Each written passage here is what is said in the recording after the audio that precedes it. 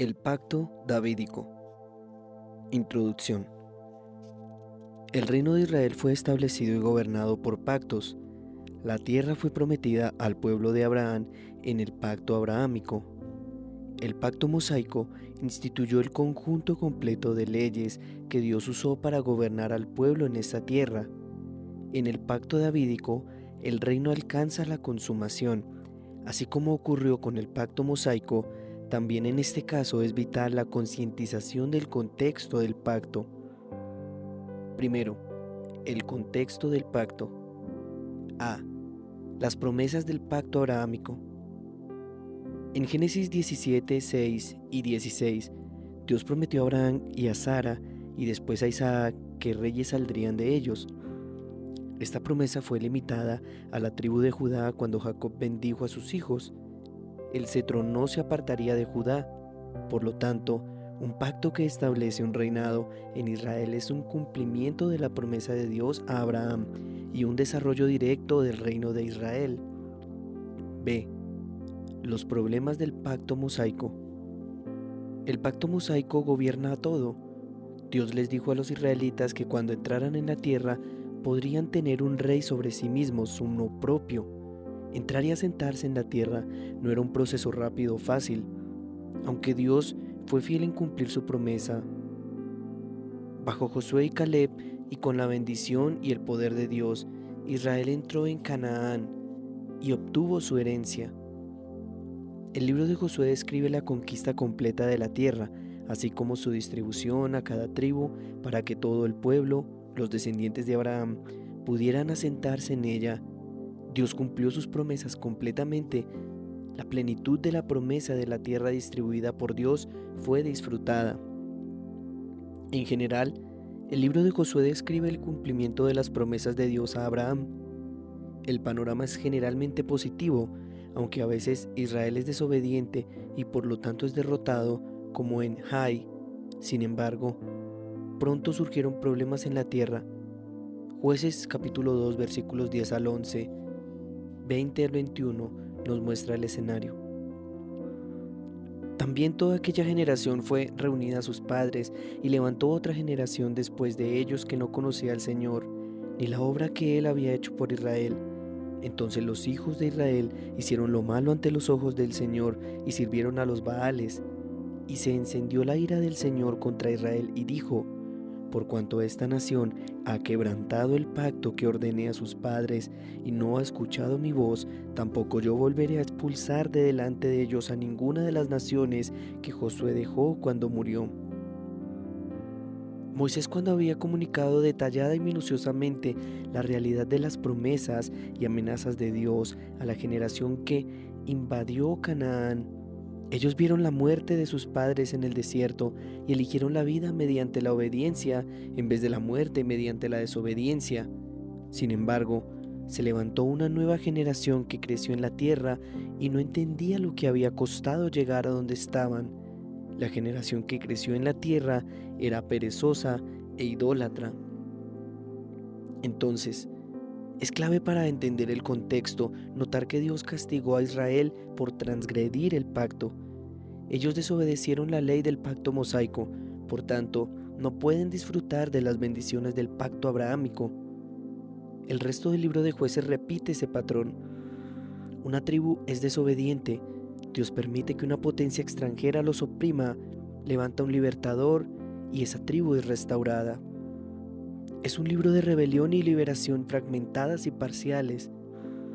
No hay centralidad alguna, ni liderazgo, ni cohesión en la nación. Además, en Jueces hay una declaración muy importante que se menciona algunas veces a lo largo del libro, incluyendo el mismo último versículo de todo Jueces. En estos días no había rey en Israel, cada uno hacía lo que bien le parecía. Jueces 21-25. Este es precisamente el contexto del pacto davídico. Israel entró en la tierra como fue prometido a Abraham, pero ellos desobedecieron la ley entregada por Moisés y como resultado fueron afligidos y oprimidos. No había rey en Israel, no había obediencia en Israel. La ley fue descuidada y el pueblo sufrió. Lo que Israel necesitaba era que alguien cumpliera la ley de Moisés por la nación, trayendo bendición y liberación a todos los hijos de Abraham. C. La preferencia del pueblo. Un análisis del pacto davídico no puede pasar por alto que David no fue el primer rey de Israel. En 1 Samuel capítulo 8 versículos 7 al 9, el pueblo de Israel estaba siendo amenazado por los amonitas y quería un rey que luchara por ellos. Pidieron a Samuel que les nombrara uno, pero Samuel no quería. Dios le dijo a Samuel que lo permitiera y que diera a probar a los israelitas de su propia medicina. Y el Señor dijo a Samuel: escucha la voz del pueblo en cuanto a todo lo que te digan, pues no te han desechado a ti, sino que me han desechado a mí para que no sea rey sobre ellos. Así como todas las obras que han hecho desde el día en que yo los saqué de Egipto hasta hoy, abandonándome y sirviendo a otros dioses, así lo están haciendo contigo también. Ahora pues, oye su voz.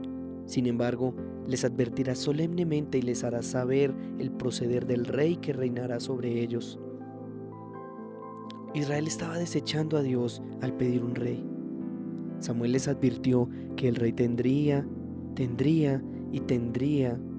no se saciaría de tener. No sería una relación beneficiosa para ellos. Con un rey perderían, no ganarían. A pesar de la advertencia, el pueblo insistió. 1 Samuel 8, 19 al 22. No obstante, el pueblo rehusó oír la voz de Samuel y dijeron: no, sino que habrá rey entre nosotros, a fin de que seamos como todas las naciones, para que nuestro rey nos juzgue, salga delante de nosotros y dirija nuestras batallas. Después que Samuel escuchó todas las palabras del pueblo, las repitió a los oídos del Señor, y el Señor dijo a Samuel: oye su voz y nómbrales un rey. El versículo 20 explica por qué esto es un rechazo de Dios. El pueblo no quiere que un rey simplemente, quiere un rey como el que todas las naciones tienen, uno que no solo luchará por ellos, sino que los juzgará. En otras palabras, quieren nuevas leyes, una nueva religión, una nueva autoridad, no un rey que los guíe en su misión a Dios. Quieren un rey que los conduzca a alejarse y separarse de Dios, un rey conforme al propio corazón de ellos. La primera elección de reyes de Israel no fue según la elección de Dios, porque Saúl no era un hombre conforme al corazón de Dios, ni era miembro de la tribu de Judá. El reinado de Saúl resultó en fracaso, fue establecido por el hombre y por lo tanto se desmoronó. Saúl sí dio una medida de protección y éxito al reino, pero fue orgulloso y egoísta, erigiendo monumentos para sí mismo, haciendo votos precipitados relacionados con su orgullo, desobedeciendo los mandatos de sacrificio y guerra, y estando extremadamente celoso porque David adquiría prominencia en su reino. En el tiempo de Dios, Saúl y su linaje fueron muertos y quitados del trono. Partieron de las promesas de Abraham. Esto lleva a la historia del reino de Israel hasta los preceptos de Moisés, la conquista hecha por Israel, la liberación hecha por los jueces, la preferencia del pueblo y los fracasos de Saúl. Sin embargo, hay un elemento más que completa una apreciación apropiada del contexto del pacto davídico. D. La posibilidad de la consumación en el futuro. El pacto mosaico anticipaba el pacto davídico, no solo al establecer leyes básicas para el rey, sino también en su posibilidad de la consumación en el futuro. Deuteronomio capítulo 12 versículos 8 al 12 anticipó un tiempo en el que habría una ubicación centralizada para la adoración sacrificial en el reino. De ninguna manera haréis lo que hacemos aquí hoy, que cada cual hace lo que le parece bien a sus propios ojos, porque todavía no habéis llegado al lugar de reposo y la heredad del Señor vuestro Dios os da. Cuando crucéis el Jordán y habitéis en la tierra que el Señor vuestro Dios os da en heredad, y Él os dé descanso de todos vuestros enemigos alrededor de vosotros, para que habitéis seguros, entonces sucederá que al lugar que el Señor vuestro Dios escoja para morada de su nombre, allí traeréis sacrificios todo lo que yo os mando, vuestros holocaustos y vuestros sacrificios, vuestros diezmos y la ofrenda alzada de vuestra mano, y todo lo que sea más selecto de vuestras ofrendas votivas que habéis prometido al Señor. Y os alegraréis en presencia del Señor vuestro Dios, vosotros, vuestros hijos y vuestras hijas, vuestros siervos y vuestras siervas, y el levita que vive dentro de vuestras puertas, ya que no tienen parte ni heredad entre vosotros.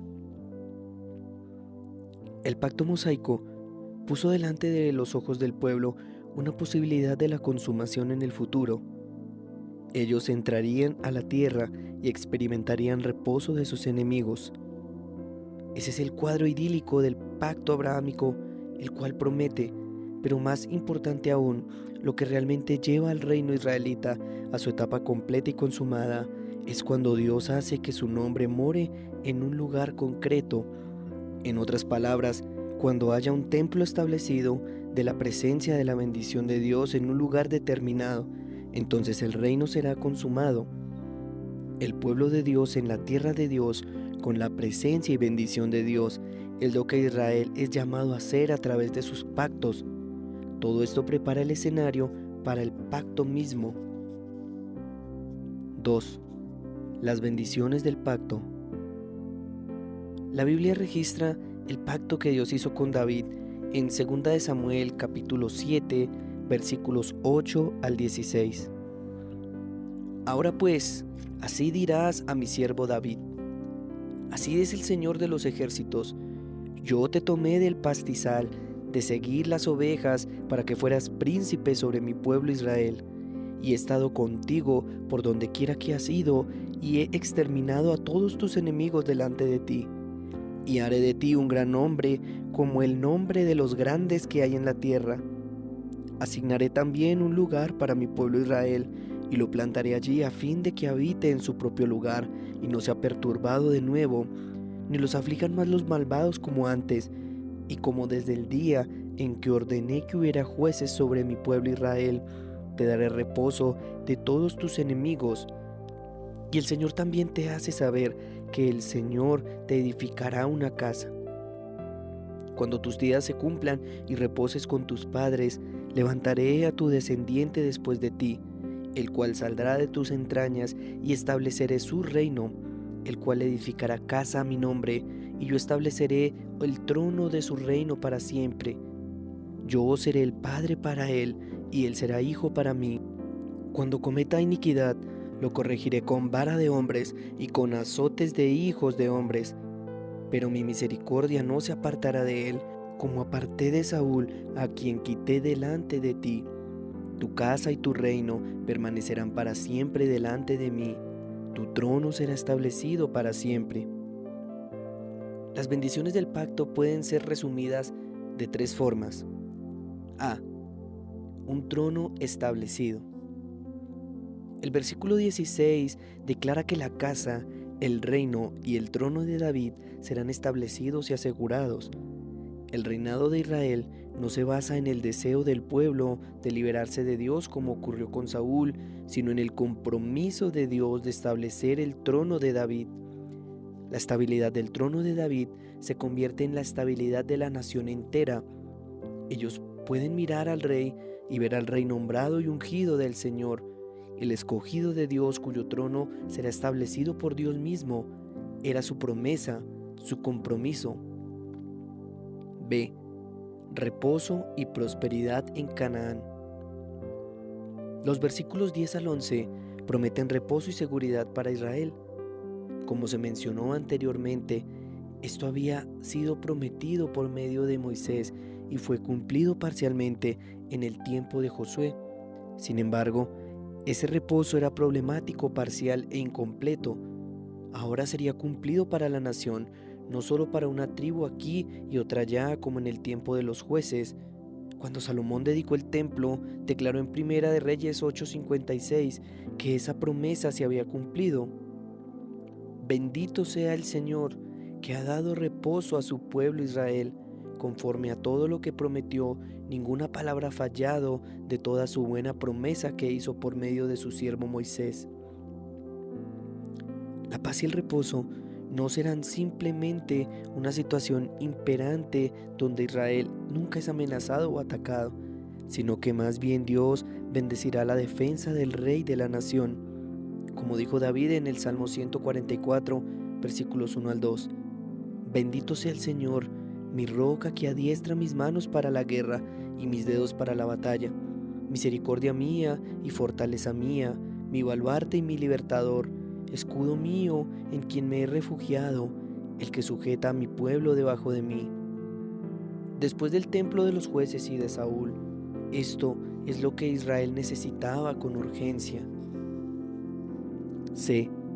La presencia y protección de Dios. El pacto davídico está lleno del lenguaje de la presencia de Dios. En el versículo 9, Dios dice que Él ha estado con David. En el 13, Dios dice que uno de los descendientes de David edificará una casa para Dios, una casa de la presencia de Dios. Y en el 15, Dios promete que su misericordia no se apartará de los descendientes de David. Dios estará con el linaje de David y lo protegerá. En el corazón del pacto davídico está el templo. David estaba contemplando la idea de edificar un templo para Dios, ya que la presencia de Dios entre el pueblo aún era mediada a través del tabernáculo. Sin embargo, Dios le dijo a David que él no sería quien construiría el templo porque era un guerrero. Un hombre de paz construiría el templo. El heredero de David, Salomón, cuyo nombre significa hombre de paz, construyó el templo. En Primera de Reyes, capítulo 6, versículos 12 al 13, Dios le dijo a Salomón: con relación a esta casa que tú edificas, si anduvieres en mis estatutos e hicieres mis decretos y guardares todos mis mandamientos andando en ellos, yo cumpliré contigo mi palabra que hablé a David tu padre, y habitaré en ella en medio de los hijos de Israel, y no dejaré a mi pueblo Israel. Dios prometió habitar entre los hijos de Israel a través del templo. Todo esto forma parte del pacto davídico.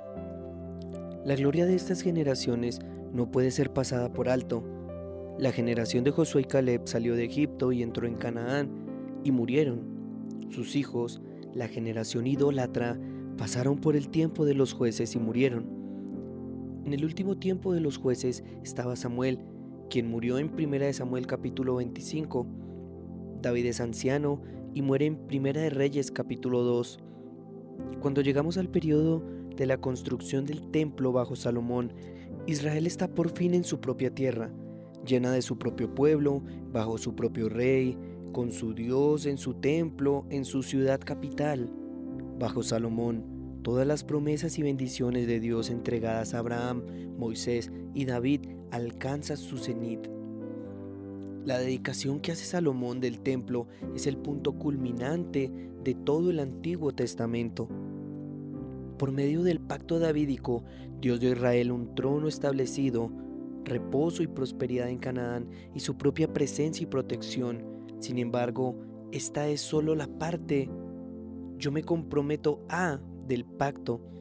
La parte tú te comprometes a del pacto sigue a continuación. 3. Las condiciones del pacto.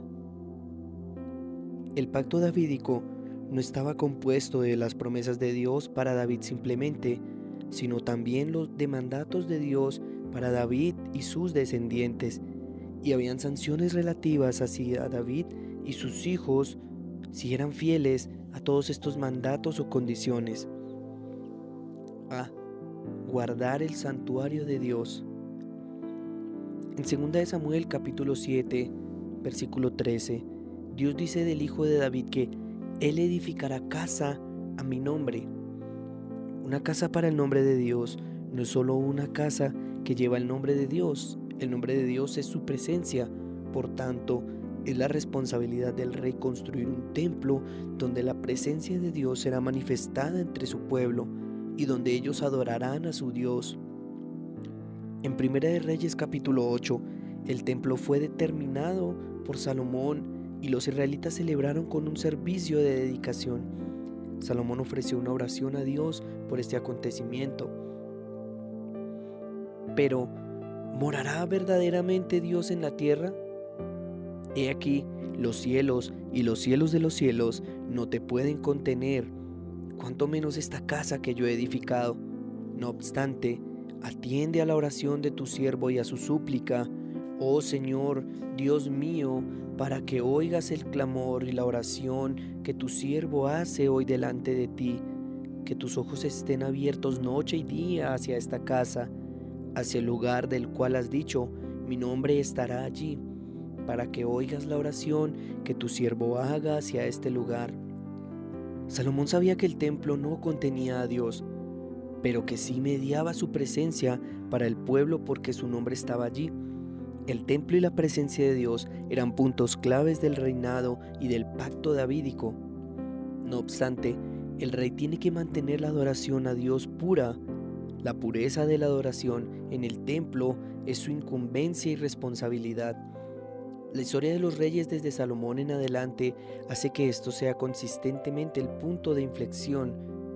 Si un rey hizo o no lo correcto ante los ojos de Dios, la pregunta siempre se centra en si ellos purificaron o no la tierra de idolatría y guiaron al pueblo en santa adoración. Edificar el templo de Dios no era la única incumbencia del rey, guardarlo era su responsabilidad clave. Por tanto, el reinado israelita tiene una función sacerdotal.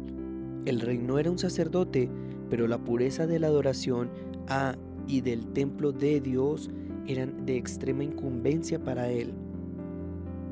B. Guardar la ley de Dios. Como fue analizado anteriormente, Dios dio leyes a los futuros reyes de Israel en Deuteronomio 17. Se les exigía que escribieran una copia de la ley aprobada por los levitas y se sometieran a los mandatos de Dios, lo cual infunde al reinado una función profética. Los profetas preservan y entregan la palabra de Dios al pueblo. En este caso, el rey ha de copiar la ley de Dios y guiar al reino en obediencia a ella. Él no debe añadir sus propias leyes a las leyes de Dios ni descuidar la palabra de Dios. El rey no crea la ley, la guarda. Él ha de ser el vicerregente o virrey de Dios para Israel. Dios dijo en el pacto davídico, si él hiciere mal, yo le castigaré con vara de hombres. Entonces, lo contrario es cierto. Cuando el rey guarda la ley y practica la justicia, no será disciplinado, será bendecido. C. Representar al pueblo de Dios. La cabezaduría federal, en un aspecto que no puede faltar cuando se hace un pacto en la Biblia, Dios pacta con una sola persona en nombre de muchos. En el pacto davídico, David es la cabeza federal de sus hijos.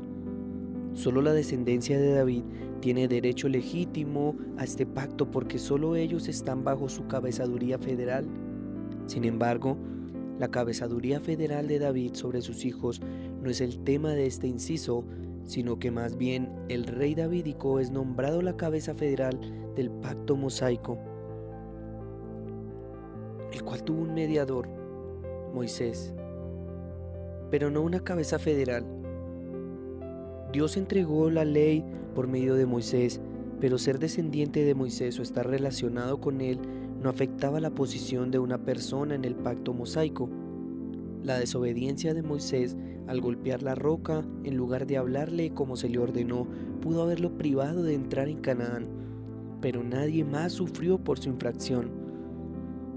Como el libro de Jueces declaró de forma tan prominente, no había rey en Israel, cada uno hacía lo que bien le parecía. El pacto davídico estableció los herederos de David como los representantes o cabezas federales del reino. Ellos no solo han de guiar al pueblo como un ejemplo de justicia y cumplimiento de la ley, también han de representarlo en el cumplimiento de ellos de la ley. Esto significa que si el rey es justo, el pueblo es bendecido. Si el rey es malvado, el pueblo es maldecido. Como va el rey, así va el reino. Este es el testimonio consistente del registro histórico de reyes y crónicas. Los reyes justos trajeron bendición sobre la tierra, Los malvados trajeron maldiciones sobre la tierra. 4. Las sanciones del pacto. El rey davídico era una cabeza federal o representante del lugar de la nación, cuya obediencia o desobediencia determinaba la bendición o la maldición del pueblo. Esos detalles se tornan más claros cuando se analizan las sanciones del pacto. A. El juicio de Dios mismo. En el pacto davídico, Dios dio promesas a David y sus descendientes y los obligó a obedecer ciertas leyes. Para hacer que eso fuera un pacto normal, Dios amenazó a los hijos de David con disciplina y castigo. En 2 Samuel 7:14, Dios dijo: yo le seré a él padre, y él me será a mi hijo, y si hiciere mal, yo le castigaré con vara de hombres y con azotes de hijos de hombres. El rey davídico y Dios tienen una relación de padre a hijo muy especial. Dios protegerá y bendecirá al rey, cuidando de él, pero cuando el rey no guarda la ley, Dios lo disciplinará y lo castigará. Esto se repite en el Salmo 132, 11 y 12. El Señor ha jurado a David una verdad de la cual no se retractará. De tu descendencia pondré sobre tu trono. Si tus hijos guardan mi pacto y mi testimonio que les enseñaré, sus hijos también ocuparán tu trono para siempre. Si los hijos guardan el pacto, ocuparán el trono. Tienen que hacer lo que se les exige o serán castigados y disciplinados. Salomón declaró lo mismo en 1 Reyes capítulo 8 versículos 25 al 26.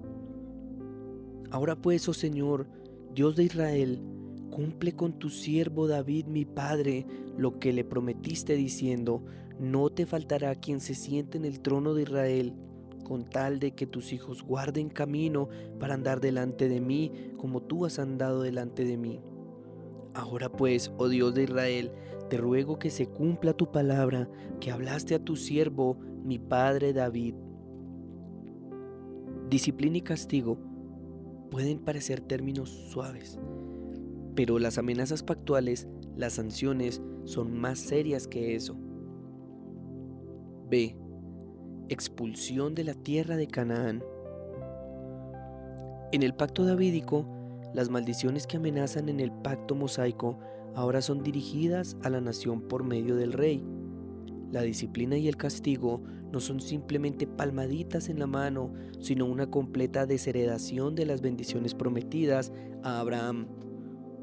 Después de la terminación del templo y la coronación de Salomón, Dios le apareció y dijo en 1 Reyes capítulo 9 versículos 4 al 9: y en cuanto a ti, si andas delante de mí como anduvo David tu padre, en integridad de corazón y en rectitud, haciendo conforme a todo lo que te he mandado, y guardas mis estatutos y mis ordenanzas, yo afirmaré el trono de tu reino sobre Israel para siempre, tal como prometí a tu padre David, diciendo: no te faltará hombre sobre el trono de Israel. Pero si en verdad vosotros o vuestros hijos os apartáis de mí y no guardáis mis mandamientos y mis estatutos que he puesto delante de vosotros, y os vais y servís a otros dioses y los adornáis y los adoráis, entonces cortaré a Israel de sobre la faz de la tierra que les he dado.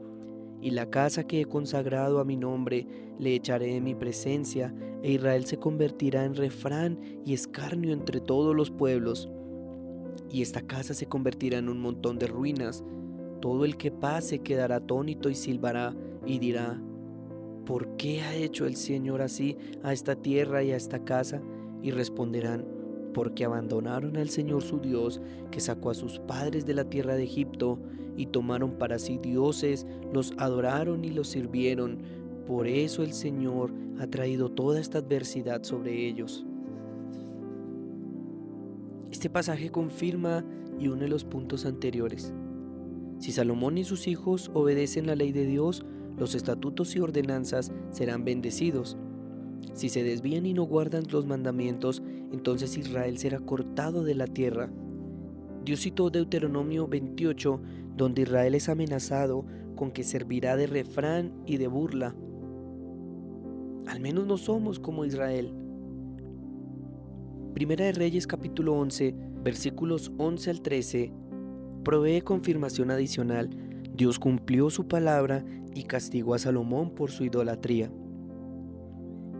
Y el Señor dijo a Salomón: ¿por qué has hecho esto y no has guardado mi pacto y mis estatutos que te he ordenado? Ciertamente arrancaré el reino de ti y lo daré a tu siervo. Sin embargo, no lo haré en tus días por amor a tu padre David, sino que lo arrancaré de la mano de tu hijo. Tampoco arrancaré todo el reino, sino que daré una tribu a tu hijo por amor a mi siervo David y por amor a Jerusalén, la cual he escogido. El pacto davídico es muy parecido al pacto abrahámico. Dios hizo promesas a Abraham que eran seguras para toda la nación, pero personas y grupos podían ser cortados por infidelidad. Así también las promesas de Dios para David son seguras para su linaje, pero cada uno de los reyes que sean infieles serán cortados de esas bendiciones. Dios le quitó el trono a Salomón porque no guardó el pacto, pero no se lo quitó completamente por amor a David. Este ciclo se repite a través de muchas generaciones hasta llegar al punto de inflexión para Judá en Segunda de Reyes 23 del 26 al 27. Israel había sido destruido y deportado hacía más de 100 años, pero llegó el momento a Judá cuando Judá ya no se le sería permitido quedarse en la tierra por su maldad e idolatría. Dice: sin embargo, el Señor no desistió del furor de su gran ira, ya que ardía su ira contra Judá a causa de todas las provocaciones con que Manasés le había provocado. Y el Señor dijo: también quitaré a Judá de mi presencia, como he quitado a Israel, y desecharé a esta ciudad que yo había escogido, a Jerusalén, y al templo del cual dije: mi nombre estará allí. Antes de este momento, Judá fue llamado a arrepentirse y a regresar a su Dios. Pero de Manasés, rey de Judá, en adelante la caída de Judá era inevitable y sucedió por la maldad del rey. Los reyes malvados fueron maldecidos, culminando en expulsión y exilio completos para Judá. Como va el rey, así va el reino. Además, la maldición que se le cobró a Israel es declarada por Dios en los mismos términos que fue planteada en el pacto davídico. Lo peor que le puede ocurrir a Israel es que Dios quite su presencia de su templo. Este momento hace un salto histórico gigantesco desde Salomón hasta el exilio, pero este lapso de tiempo cuenta una historia muy legible porque el fundamento apropiado es comprender la relación de Dios con Israel que ha puesto en el pacto davídico, el cual puede ser resumido de esta forma: en la medida en que el rey davídico cumple el pacto mosaico, el reino disfruta las bendiciones del pacto abrahámico. En la medida en que el rey davídico no cumple el pacto mosaico, el reino sufre las maldiciones de los pactos.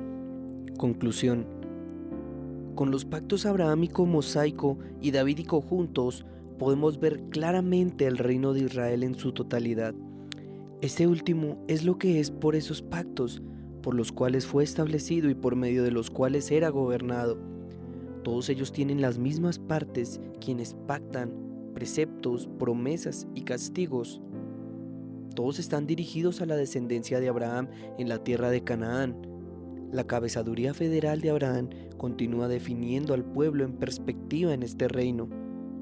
La herencia de Canaán, que pertenece a Abraham, sigue determinando los límites del reino.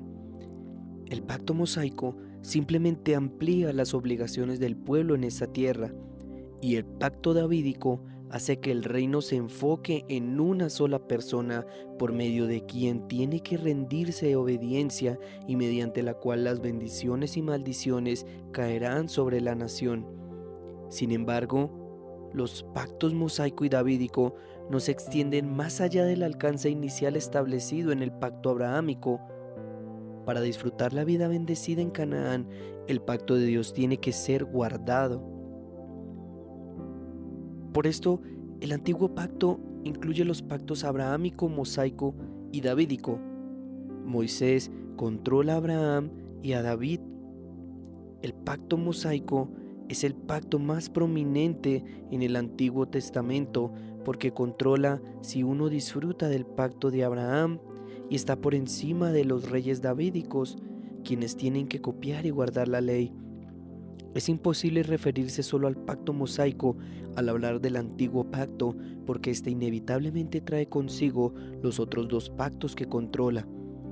Este argumento es claro cuando se estudia cómo varios pactos se combinan y colaboran para establecer y gobernar un reino en particular. El reino que el pacto abrahámico estableció y gobernó es el mismo que aquel que fue establecido y gobernado más adelante por el pacto mosaico y el davídico. En resumen, el antiguo pacto gobierna el reino de Israel e incluye el pacto abrahámico